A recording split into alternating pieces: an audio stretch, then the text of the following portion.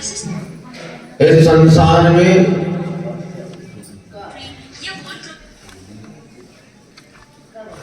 प्रत्येक प्राणी की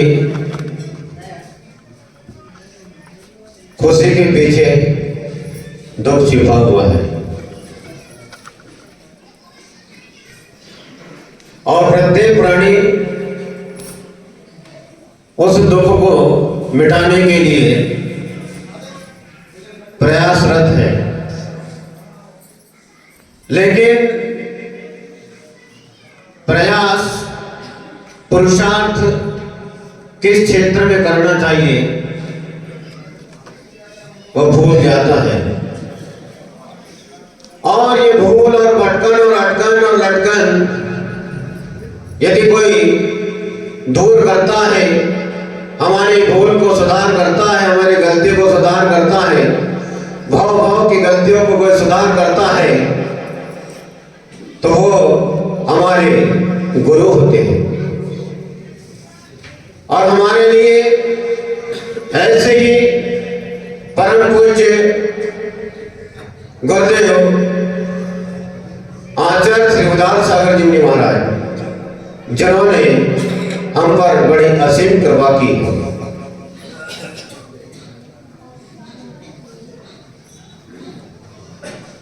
14 जनवरी हमारे जीवन में बहुत बड़ा स्थान रखती है। 14 जनवरी 1994, 14 जनवरी 1996 और 14 जनवरी 2011 जब मन में विचार आया आहार करते करते दीक्षा लेने के लिए कौन रोता है कोई उम्मीदवार?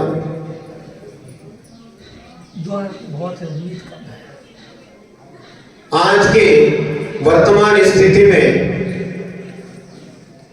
तो विवाह हो जाए तो बड़ी प्रसन्नता हो जाती है। अंदर ही अंदर विवाह न हो रहा, नहीं हो रहा है तो रो रहे हैं।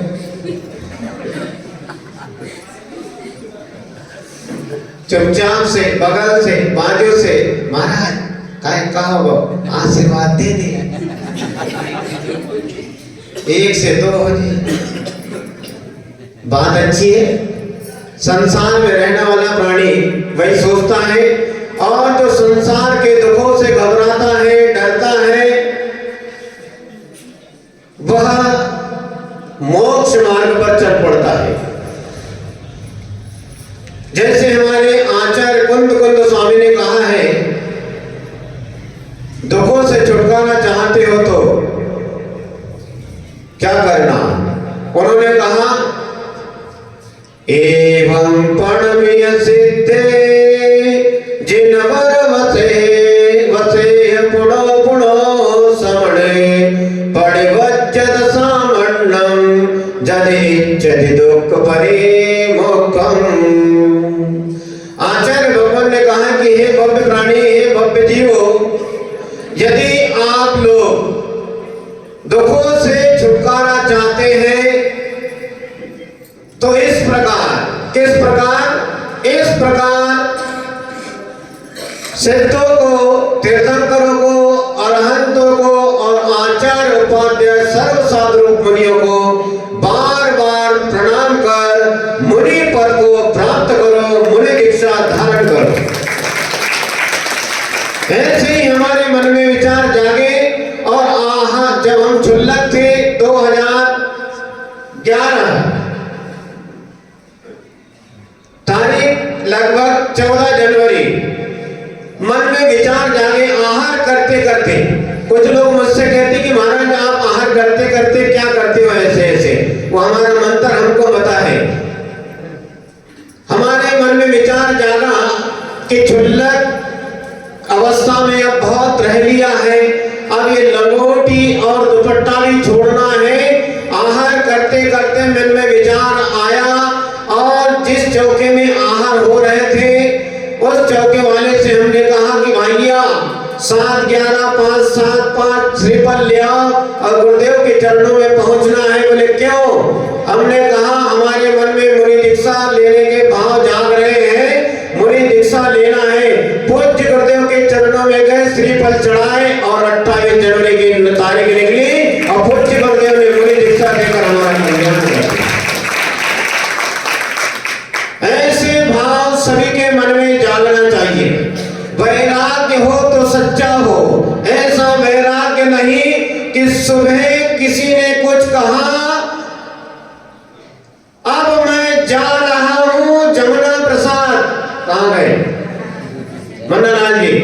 गंगा के पार। बोले कहाँ जा रहे? बोले जा रहा हूं, अब मैं लौटकर नहीं आऊंगा। पता चला शाम को आगे लौट के ला कहाँ बनाओ तुमने? अरे तुम तो गए थे। अरे गए थे तो छोड़ो, तुम कहाँ बनाओ पहले लाओ। तो वैराग्य हो तो सच्चा हो, ऐसा वैराग्य नहीं कि जो दिन में 50 बार आए और धुल जाए। वैराग्य तो ऐसा मजबूत होना चाहिए जैसे इतिहास के पन्ने पलटा कर देखिए, शास्त्र पुराण के पन्ने पलटा कर देखिए कि पहले महापुरुषों को, तीर्थंकरों को ऐसे ऐसे वैराग्य लिए कि आसमान में बिजली कड़की और वैराग्य हो गया। सिर में एक सफेद बाल दिख जाए वैराग्य हो जाए, और आज सिर के पूरे बाल सफेद हो जाए तो काले करने की व्यवस्था तैयार। टाई माई टाई सब लगा लेते हैं।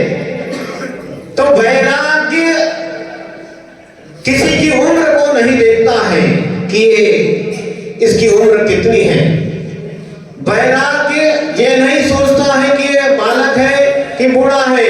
जैसे मृत्यु ये नहीं देखती है कि ये बूढ़ा है कि जवान है कि बच्चा है, उसी प्रकार वैराग्य किसी भी वक्त जीवन में आ सकता है। और हम कहते हैं सरगम भाग में, जीवन के किसी भी पल में वैराग्य उमड़ सकता है। संसार में रहकर प्राणी संसार को तज सकता है। तो संसार में रहकर ही प्राणी वैराग्य को तज सकता है। आज जिसने वैराग्य धारण किया है कुछ ऐसे है कि आज का वैराग्य का भी ठिकाना नहीं है। ऐसा माहौल, ऐसी परिस्थिति बनती है कि वैराग्य भी 9-2-11 हो जाता है, लेकिन उपशांत सागर ऐसे गुरु का चेला है कि कठिन से कठिन परिस्थिति में भी अपने वैराग्य को दृढ़ और मजबूत बनाए रखा है।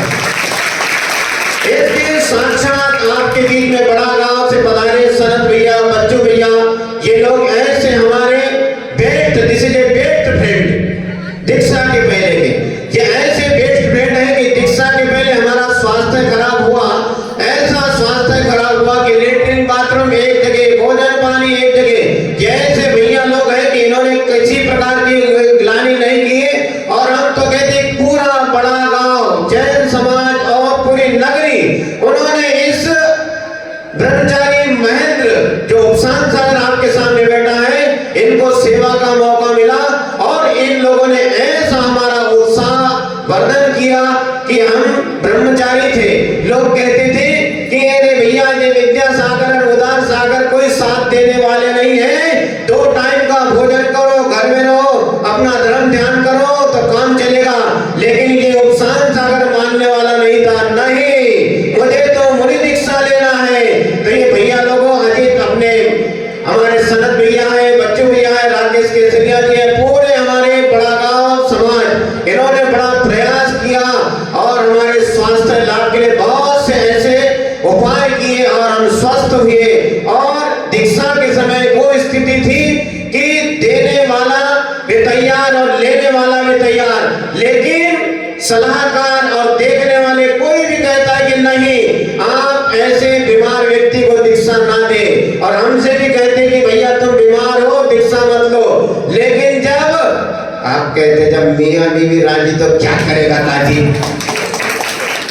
तो हमारे पूज्य गुरुदेव ने हम पर ऐसी कृपा की और हमने भी सोचा कि हमारे हाथ में एक बार ये मयूर पिच्छिका आ जाए, भले 4 सेकंड बाद, 4 मिनट बाद हमारा मरण हो जाए तो भी चलेगा, लेकिन एक बार मयूर पिच्छी हमारे हाथ में आ जाए, दिगंबर दीक्षा हो जाए। ऐसी भावना से पूज्य गुरुदेव ने हमारे ऊपर कृपा की और हमने मुनि दीक्षा ली और पूज्य गुरुदेव ने हमारे ऊपर संस्कार दिए। और कृपा ऐसी हुई कि 4 मिनट और 4 सेकंड की बात तो क्या, आज 2007 में पीछे आई और 2024 चल रहा है और बड़े आनंद के साथ हमारी चर्या का पालन हो रहा है। और ये यहाँ बैठकर 2024 2024 का 14वां मुनि दीक्षा दिवस बेगमगंज अदायपुर निवासियों ने आप मना रहे हैं और बाहर से बड़ा गांव विदिशा दमोह शिलाबाई उमरखो सुल्तानगंज और भी अन्य और जगह से सभी स्थान से लोग आए। सभी ने बड़े आनंद और भक्ति पूर्वक घड़ी में क्या टाइम हो रहा है किसी की दृष्टि नहीं है, किसी को भूख प्यास का ऐसा महसूस नहीं हो रहा, सब हमारे तरफ टकटकी लगा के देख रहे हैं। और हम कहते हैं कि अब आप जाइए, हमारा तो उपवास है, लेकिन आप भोजन पानी ग्रहण कीजिए इसी मंगल भावना के साथ कि संसार में दुख ही दुख है, हर सुख के पीछे 1460 दुख है। इसलिए से सुख में विश्वास नहीं करना और संसार से निकलने का विचार बनाना, क्योंकि ये संसार ऐसा है कि संसार में दुख के सिवा कुछ भी नहीं है। यदि सच्चा सुख प्राप्त करना है तो हमें मोक्ष मार्ग पर अग्रसर अवश्य होना है। इसी मंगल भावना के साथ हमारे पूज्य गुरुदेव के लिए कि हमारे पूज्य गुरुदेव आचार्य श्री विद्यासागर जी महाराज, पूज्य गुरुदेव आचार्य श्री उदार सागर जी महाराज और पूज्य गुरुदेव हमारे श्री अभिनंदन सागर जी महाराज, ऐसे महाराज लोगों की हम पर बहुत कृपा हुई है, उनकी कृपा बरसते रही है। ऐसे गुरुदेव का स्वास्थ्य और साधना रत्नत्रय अच्छा चलता रहे, उनका जीवन अंत तक धर्म ध्यान में लगा रहे और जब तक कल्याण नहीं होता भगवान आपका और हमारा धर्म ध्यान में रत्नत्रय की साधना में आप और हम अग्रसर होते रहे और जब केवल ज्ञान की लक्ष्मी प्राप्त हो तब तक हम पुरुषार्थ करते रहे। ऐसे प्रभु गुरुदेव के लिए हम विनयाञ्जलि प्रस्तुत करते हैं और भावना भाते हैं कि उपस्थित जन समुदाय के